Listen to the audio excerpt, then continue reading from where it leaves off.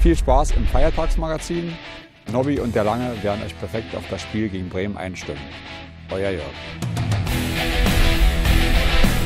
Langer Atem. Für den BVB geht es in die nächste englische Woche. Lange Serie. Borussia hat die letzten 10 Heimspiele gegen Bremen gewonnen. Langer Schulz. Michael Schulz zu Gast bei Nobby. Ja, hallo und herzlich willkommen zu unserem Feiertagsmagazin. Der Endspurt bis zum Jahresende ist im vollen Gange. 4 Spiele in 11 Tagen. Unfassbar, was unsere Jungs da leisten müssen. Und es geht Schlag auf Schlag. Am Wochenende geht es gegen Werder Bremen. Die Jungs müssen natürlich das Spiel vom Mittwoch noch verarbeiten und auch neue Kraft tanken. Ich habe mir in unser Studio einen Gast eingeladen, der wirklich ein Fachmann ist und der früher immer dorthin gegangen ist, wo es richtig wehtut. Michael Schulz, ein Verteidiger wie aus dem Lehrbuch. Beinhart, gegen andere, aber auch gegen sich. 243 Einsätze in der Bundesliga für Lautern, Werder und den BVB. Getroffen hat er selten, aber wenn, dann wunderschön. Bekannt für punktgenaue Flanken und knallhartes Verteidigen. 50 gelbe Karten, aber nur einmal gelb-rot. Ein harter Hund, aber immer auch ein fairer Sportsmann. Ja, und er ist da, Schulz. Er ist hier bei mir im Studio. Langer. Grüße dich. Na, du hast ein bisschen geschmunzelt bei den Szenen, oder? Geschmunzelt ist gut, gelacht habe ich. Das ist ja unfassbar. Also erstmal könnte ich mich an dieses Tor überhaupt nicht erinnern. Ich habe ja nicht viel geschossen, aber an dieses wunderbare Tor nicht. Und ja, auch diese eine Grätsche da, ja, wo es weiterging, das Spiel übrigens. Da wirst du heute 8 Monate für gesperrt. Da wirst du heute eine rote Karte kriegen, ja. Und damals ging es flott weiter und daraus ist noch ein Tor entstanden, weiß ich noch. Also das ist echt unfassbar. Ja, du warst ja bekannt für deine unkonventionelle Art. Hart, aber ungerecht. Das ja, war ganz damals genau. Die Zeit, genau. Ne? Also, Erste Frage, Langer, wie geht's dir? Im Prinzip gut. Ich habe allerdings ein hartes Jahr hinter mir, weil ich gebaut habe.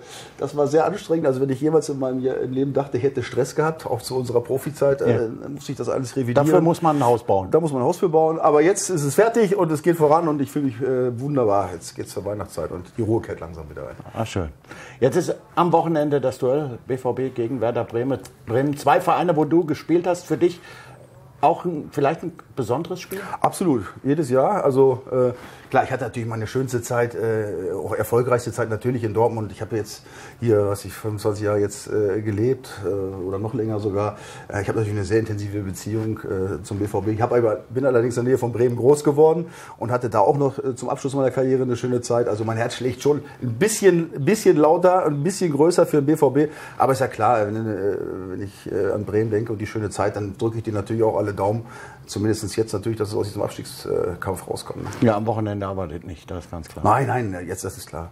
Ja, aber schön, dass insgesamt noch ein bisschen mehr für den BVB schlägt. Nein, auf jeden Jetzt Fall. wollen wir dich natürlich noch ein bisschen besser kennenlernen. 5 schnelle Fragen, 5 schnelle Antworten. Du weißt, ich bin kein Schnelldenker, lass mir ein bisschen Zeit. Langer, ich kenne dich ganz anders. Abends. Das Schönste im Leben eines Ex-Profis? Wenn er gesund ins Alter warten kann. Das Geheimnis deiner Haarpracht?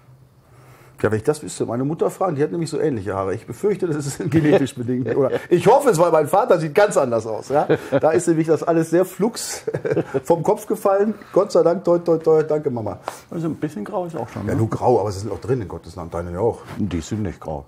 Nein, Die aber sind drin, meine ich. getönt. Ich Ja, hab weiß, normal du dunkel. hast ja der Lewandowski hat ja jetzt sicherlich dich als Vorbild genommen. Ja, genau. Das hängt da im Sieht gut Spind. aus. Grätsche oder Torerfolg? Grätsche. Aber eine schöne natürlich. So eine, wie wir eben gesehen Ja, haben. so eine mit Todesgrätsche. Ja, ne? richtig über den nassen Rasen. Der beste Stürmer, den du verteidigen musstest? Oh. Ja, also natürlich gegen dich, Nobby, im Training. Das war ja, da habe ich die größten Pleiten erlebt. Gegen dich. Ich habe es mir gedacht. Die schönste Erinnerung an deine Zeit in Dortmund? Ja, also ich glaube, die schönste Erinnerung war irgendwie so vom Effekt war mein im Europapokal hier mein Tor, also jetzt doch Tor vor Grätsche, gegen Rom zu Hause. Das war, glaube ich, das Viertelfinale damals im UEFA-Pokal. Und haben wir in Rom 1-0 verloren, da habe ich schon richtig gut gespielt. Und dann habe ich hier noch das 1-0 hier geschossen, wir haben dann 2-0 gewonnen, sind weitergekommen. Also vom Moment her war das, glaube ich, so das schönste Erlebnis. In diesem wunderschönen Stadion. Ne? Mit den tollen Fans damals. Nee, wirklich, das war... damals wie heute. Ja, heute auch natürlich. Ja. Da hat sich nichts geändert. Also du hast gute Erinnerungen an Dortmund, an die Zeit beim BVB. Ein alter Kollege von dir hat immer die Möglichkeit, in dieser Sendung eine Frage zu stellen. Und hier ist unsere Rubrik Sag doch mal. Hallo Michael, ich habe gehört, du bist als Experte für unser Heimspiel gegen Bremen mit dabei. Und mit uns gab es eine Szene in einem Bundesligaspiel, wo ich bis zur Mittellinie rausgelaufen bin und habe dich angemeckert. Weißt du noch weswegen und in welchem Spiel das gewesen ist? Da kann ich mich echt erinnern, weil das war... Wir wussten gar nicht, dass Teddy so böse werden konnte. Ja, ganz. Nee, normal ist er ein total ruhiger Kerl. Deswegen, du siehst ja auch in der Szene, wie ich da gestanden habe, die Schulter nach hinten völlig ehrfurchtsvoll. Ja, ich habe irgendeinen Bockmist gebaut wahrscheinlich, aber ich weiß es nicht. Kennst du die Lösung denn? Nein. Wir haben uns heute im Flugzeug unterhalten. Er sagt nur, du hättest irgendeinen scheiß Pass gemacht und dann wäre er irgendwie ein bisschen ausgetickt. Also an scheiß Pass kann ich mich jetzt nicht erinnern. Nee, lange hast du auch nicht. Ja, nein, aber es wird irgendein Bockmist gewesen sein, weil sonst wäre Teddy nicht ausgeflippt. Also den aus der Ruhe zu bringen, das weißt du ja auch, da gehört schon einiges dazu. Aber ich kann mich genau an diese Szene erinnern. Weiß ich noch. Sowas vergisst man auch nicht. Nein. Wie hast du Teddy in Erinnerung? Ja, super Typ. Er war ja immer eigentlich gut gelaunt, auch außer in der Szene. Hat immer Aber es ist erstaunlich, dass man mit so O-Beinen so lange im Fußball das ist allerdings wahr. Ja. Nee. Also ich sag mal, an seine fußballischen Torwartqualitäten kann ich mich jetzt gar nicht mehr so erinnern. Aber so als Mannschaftskamerad und Typ war ja immer, hat immer die richtigen Worte gefunden, er war immer eigentlich positiv in seiner Art. Außer jetzt in diesem Fall. Und ich habe also durchgängig gute Erinnerungen. Und ich meine, wie gut er mit den Jungs zurechtkommt, das sieht man ja heute. Sonst wäre er jetzt nicht, wie lange ist er jetzt Torwarttrainer? Ja, auch 20 Jahre oder was? Also, sicherlich. Über Generationen hinweg. Da musste schon große menschliche Qualitäten haben und die hat er definitiv. Das stimmt. So, kommen wir jetzt zum Spiel am Wochenende. Borussia Dortmund gegen Werder Bremen. Was erwartest du für ein Spiel? Ja, was erwarte ich für ein Spiel? Das ist eine gute Frage. Vor allem, wenn man die letzten Wochen Revue passieren lässt, jetzt gerade den letzten Mittwoch in Madrid. Du merkst, sie wollen, ja, aber da ist irgendwas im Kopf, was nicht funktioniert und dann passieren teilweise unfassbare Fehler. Und ich meine, ich weiß nicht, ob du noch da bei uns warst, das hatten wir so eine Phase hatten wir auch mal Anfang der 90er, ich glaube, da haben wir Ich habe kein Spiel verloren. Du hast kein Spiel verloren, ja gut, dann warst du nicht mehr dabei. Ich glaube, das war in dem Jahr, wo wir so am UEFA kaputt gespielt haben und immer weiter kamen und wir haben eine miserable Serie hingelegt. Hier sind auch teilweise in die Abstiegsränge da in den Bereich reingerutscht. Ne? Und du kriegst es einfach, du weißt nicht warum, ja? Du kriegst es einfach aus dieser Birne nicht raus. Und das lag auch nicht am Trainer. Ottmar Hitzfeld war unser Trainer damals, also auch an dem kann es nicht gelegen haben. Es gibt einfach Prozesse innerhalb der Mannschaft, die sich dann wie so ein Virus fortsetzen und da rauszukommen ist nicht einfach. Und da muss man natürlich da muss jeder irgendwie was zu beitragen und manchmal hilft dann irgendwie ein Schlüsselerlebnis, aber das hat bis jetzt noch nicht stattgefunden. Also ich sehe im Moment die Mannschaft in dieser Phase. Also man merkt, sie wollen eigentlich, aber an entscheidenden Punkten hapert es. Wir hoffen natürlich, dass morgen gegen Bremen passiert. Ja, auf jeden Fall. Also wie gesagt, also die Moral der Truppe beziehungsweise die Einstellung stimmt auf jeden Fall. Man merkt, dass sie sich nicht hängen lassen und so. Die wollen schon. Nicht? Also es muss jetzt wirklich mal so eine Initialzündung geben. Ne? Und ich meine, was gibt es Besseres, als gegen Bremen zu spielen? Ich habe mal so kurz in die Statistik geguckt. Die haben die letzten 10 Jahre alle Heimspiele gewonnen. Seit 2007 alle Heimspiele gewonnen. Zwar knapp, aber gewonnen. Und das ist doch sicherlich mal eine ganz gute Statistik, die eigentlich optimistisch denken lässt. Jetzt haben wir in der letzten Zeit auch eine Menge Gegentore bekommen. Fehlt vielleicht hinten drin so ein Michael Schulz, der einfach mal dazwischen haut? Gut, ich brauche 4-6 Wochen brauche ich Training, aber... Nein, aber klar, es fehlen insgesamt, habe ich das Gefühl, insgesamt in der Mannschaft ein bisschen über die Führungsspieler. Es sind natürlich auch unheimlich viele verletzt. Das wird natürlich auch... Das wird im Moment so ein bisschen totgeschwiegen. Ja, es ist kein Thema. Normal sollte es auch kein Thema sein bei einem Verein wie Borussia Dortmund. Das ist ein Top-Club. Da geht man davon aus, dass der Kader durchweg so besetzt ist. dass man entsprechende Spieler auch dann ersetzen kann. Aber es sind jetzt sehr viele junge Leute da, die jetzt auch neu sind, Erste, die auch selbst ein bisschen Probleme haben. Und die richtigen, sagen wir mal, die richtigen Jungs, die auch mal führen könnten, die sind natürlich irgendwie alle verletzt und teilweise schon länger verletzt. Ne? Es darf man auch nicht wegdiskutieren. Ne? Also mit anderen Worten, es wird nicht einfach gegen Werder Bremen, aber in den letzten Jahren waren sie in Dortmund immer gern gesehene Gäste. Wir waren in den letzten Wochen ja stets optimistisch. Gute Gründe für einen Sieg gab es immer. Nur geklappt hat es leider nie. 69 Tage warten wir bereits auf einen Bundesliga-Dreier. Aber dieses Mal wird es klappen, ganz sicher. Zahlen lügen nicht. Werder Bremen ist unser Lieblingsgast. Die vergangenen 10 Heimspiele allesamt gewonnen. Überhaupt 11 der letzten 12 Begegnungen gegen die Grün-Weißen siegreich gestaltet, bei 32:13 Toren. Und zuletzt in Heimspielen gegen Bremen immer sportliche Ziele erreicht. Die Europa League Quali, ein Jahr später das Erreichen der Champions League und unlängst für Ober die Torjägerkanone. Nächstes Ziel, endlich wieder ein Bundesliga-Dreier. Und dieses Mal wird es klappen, ganz sicher. Ach, und übrigens, die Athleten Schulz und Dickel haben ein einziges Mal gemeinsam gegen Werder gespielt und 4:1 gewonnen. 1989, am 9. Dezember. Ja, aber das waren schöne Zeiten, was wir da gesehen haben. Das kann morgen wieder klappen? Ja, sicher kann es klappen. Also bis auch nochmal, die Qualität in der Mannschaft, die ist ja zweifellos da. Auch in Madrid hast du es gesehen. Ja. Ich meine, wenn du so scheiße anfängst, ja, und dann aber doch immer noch dich da rausrappelst und dann noch 2 schöne Tore schießt und irgendwie doch gut mitspielst, ja, dann zeigt es ja, wie gesagt, dass die Qualität da ist. Also schlimm wäre es jetzt, wenn man auch in der Qualität zweifeln müsste, ja, weil du sagst, wir haben nur Blinde da rumlaufen. Also so ist es ja nicht. Die Jungs haben schon was drauf. Ne? Also das zeigen sie ja immer wieder partiell. Aber eben, was fehlt, ist die Konstanz. Erstmal über die Konstanz über 90 Minuten und dann natürlich auch mal die Konstanz von Spiel zu Spiel. Aber das Wichtigste ist erstmal jetzt, Konstanz über 90 Minuten zu zeigen. Und ich meine, wenn du in dieser Phase jetzt zu Hause, muss ich nochmal sagen, gegen Werder, die nur als Tabellen 17. kommen, ja, also da gibt es auch kein Rumgerede. Da mag auch jetzt Bartels und Kruse und Junusovic, die mögen auch jetzt einen guten Lauf haben, aber das darf kein Grund sein, jetzt da zu sagen, pass auf, das wird schon, oder das klappt nicht, oder wir haben Angst oder was. Ne? Ich meine, früher war es so, du weißt ja, da sind die hier, wenn die gegnerischen Vereine kamen und das Ortsschild Dortmund sahen, ne, dann haben die sich schon in die Hosen gemacht, ja, nicht nur in unserer Zeit, sondern auch in den letzten Jahren. Ne? Das ist natürlich nicht mehr so. Die werden schon natürlich versuchen, diese Situation beim BVB auszunutzen. Sie kommen natürlich. Damit kommen sie aber nicht durch lange. Nein, sie kommen nicht durch. Ich sage nur, sie kommen trotzdem, also die werden sich nicht hinten reinstellen und warten, dass sie abgeschlachtet werden. Ne? Also das steht fest. Also die werden schon wollen. Also da kann der BVB sich schon auf einen Gegner einstellen, der auch Gas gibt. Aber wie gesagt, die Situation stellt sich für mich so dar, dass die Qualität da ist in der Mannschaft, das steht fest. Ja? Und es muss einmal diese Initialzündung geben und morgen. Da ist der richtige Tag morgen. Genau.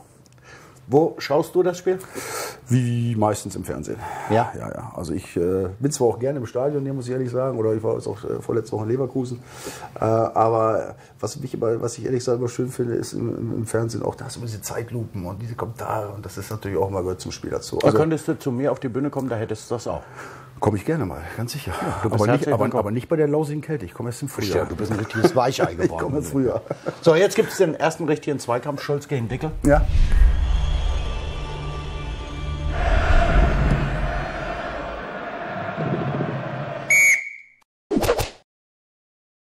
Glockenspiel, Lockenspiel, ja. 3, 2, 1.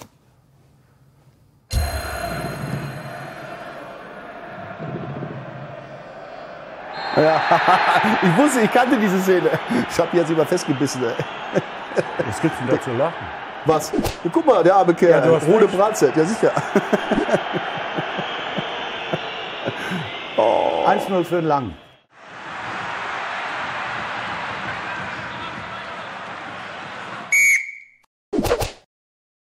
Die Rache des Herzogs, der Tunnel des Recken.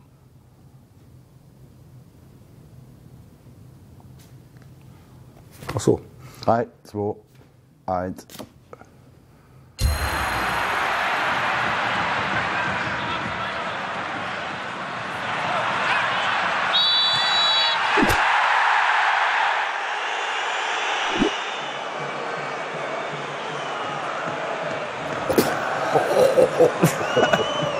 Aber kein Foul, Das war aber auch ein bisschen eher von der rustikalen Art. Ne? Und das Andi, der ein ganz lieber, ruhiger Kerl ist. Ja? Ja.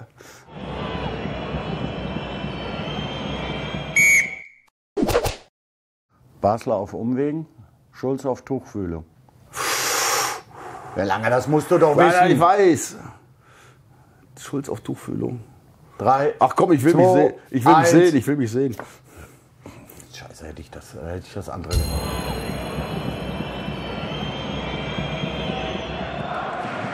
Ah, nee, doch. Ja. Hat aber auch nichts gebracht. Nein, aber das meine ich, weißt du, mit Zweikampf, da muss man auch mal ein paar verbotene Sachen machen. So, wir schauen mal auf den Zwischenstand. Ich konnte den Abstand halten. 26:22 für mich. Ja, du kennst die Szene ja auch vorm Spiel. Ja klar, Hier das vor- sagen alle nach. Das ist einfach nicht wahr. Ja gut, ich habe Unentschieden erreicht. Da kannst du sehr stolz drauf sein. Bin ich auch. So, jetzt müssen wir mal gucken. Ja. So, haben wir das Stadion noch im Bild. Mal gucken, was... Aber wenn es nichts ist, machen wir es nochmal. Michael, das Bild braucht noch einen kleinen Moment, bis es schön ist. Wir hoffen es auf jeden Fall. Bis dann zeigen wir euch einen ganz besonderen Schulbesuch. Neue Trainingspartner für Marco Reus, die 3B der Ablerbecker Grundschule. Der BVB-Star war Ehrengast einer ganz besonderen Sportstunde. Denn keiner dürfte Dortmunder Mädels und Jungs das Dribbeln besser beibringen als Marco. Nee, war sehr schön. Also die lachenden Kinder einfach zu sehen, wie sportbegeistert sie doch sind. Von daher war das heute, glaube ich, für sie auch ein rundum gelungener Tag. Der Besuch von Reus findet im Rahmen des Projekts Große Klasse statt. Einer Zusammenarbeit vom BVB mit Dortmunder Grundschulen. Diese Kooperation umfasst die Bereitstellung von Unterrichtsmaterialien, eine Fitness- und Ernährungsfibel mit wertvollen Gesundheitstipps sowie die regelmäßige Durchführung von Sport-AGs. Und die tun übrigens auch einem Maskottchen wie Emma mal ganz gut. Ja, ich finde es einfach wichtig, weil vielleicht manche Kinder auch nicht wissen, ja, was sie genau machen sollen, worauf sie vielleicht zu achten haben, weil es vielleicht auch in dem Alter noch gar nicht so wichtig ist, aber es fängt schon leider schon klein an, dass man vielleicht morgens keine Cola trinkt, sondern einfach vielleicht ein Wasser oder einen Tee und sich einfach morgens auch so gut ernährt, dass man über den Tag genug Kraft und Power hat, den Tag, sag ich mal, mit voller Energie zu überstehen. Die Kids jedenfalls hatten eine Menge Spaß mit ihrem großen Idol und wir können mit einem Augenzwinkern verkünden, Marco Reus ist nach seiner Kreuzband-OP zurück im Training mit dem Ball.